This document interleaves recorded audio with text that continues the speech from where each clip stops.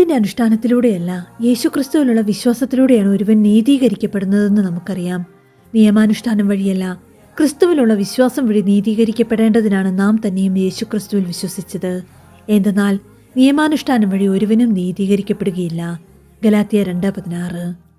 നിർമ്മല ഹൃദയനാഥനായ വിശുദ്ധ യോസേപ്പ് പിതാവേ, ദൈവകരുണയുടെ മാതാവേ, ആചാരങ്ങളിലൂടെയും അനുഷ്ഠാനങ്ങളിലൂടെയുമല്ല, മറിച്ച് അനുതാപമുള്ള ഹൃദയം, ദൈവകൽപ്പനകൾ പാലിച്ചുകൊണ്ടുള്ള വിശുദ്ധമായ ജീവിതം, എല്ലാറ്റിനുമുപരി ഏകരക്ഷകനായ ഈശോയിലുള്ള അടിയുറച്ച വിശ്വാസം, അവിടുത്തോട് പൂർണ്ണ ഹൃദയത്തോടെയും മനസ്സോടെയും ആത്മാവോടെയും ശക്തിയോടെയുമുള്ള സ്നേഹം, ഇവയിലൂടെ മാത്രമേ നിത്യജീവനിൽ എത്തിച്ചേരുകയുള്ളൂ എന്ന് തിരിച്ചറിഞ്ഞ് അതിനായി ദൈവകരുണയിൽ ആശ്രയിക്കാൻ ഞങ്ങളെ പഠിപ്പിക്കണമേ.